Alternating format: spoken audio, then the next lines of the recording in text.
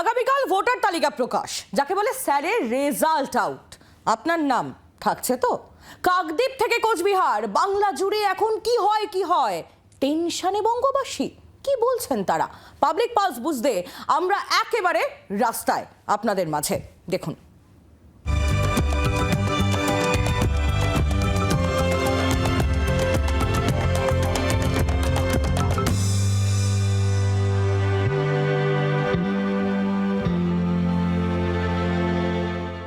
যারা অবৈধ ভোটার তাদের নাম পড়াটা স্বাভাবিক এবং হওয়া দরকার।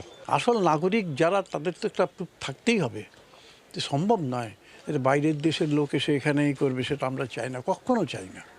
সবই ঠিকই আছে, আর একটু টাইম পেলে মনে হয় সাধারণ মানুষের, বিশেষ করে মফস্বলের গ্রামের মানুষের পক্ষে মনে হয় একটু সময় এবং সুযোগ দিলে মনে হয় ভালো হতো। তাড়াহুড়ো তো হয়েছে, একটা জায়গা তো তাড়াহুড়ো হয়েছে। তো কি মনে হচ্ছে কত নাম বাদ যেতে পারে বলে আপনার অনুমান? ওনার 60 লাখ তো হবেই মিনিমাম।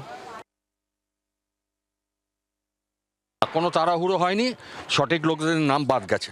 যাদের হয়নি, যাদের কার্ড নেই, তাদের তো কত সমস্যা।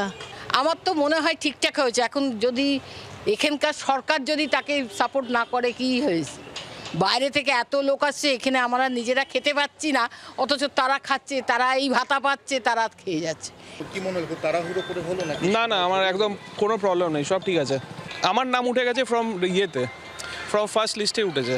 আর বাকি বাড়ির সবার আমার বয়স্ক মা আছে, সবার উঠে গেছে। ভয়ের কি আছে? ভয় তো কোনো কিছু নাই।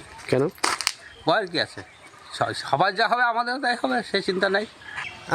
আমাদের এখানে নাগরিক, আমরা বাসিন্দার, আমাদের ভয় নাই কিছু। আমি ভয় পাই না এগুলো।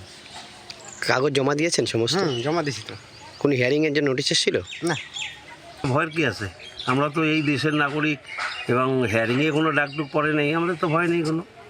আচ্ছা, কোনো টেনশন নেই।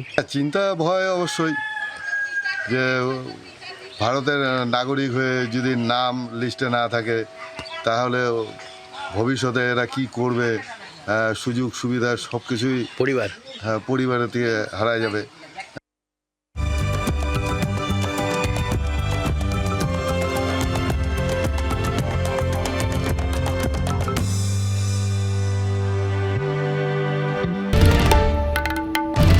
বাংলার আওয়াজ, বাঙালির আবেগ, জি 24 ঘন্টা।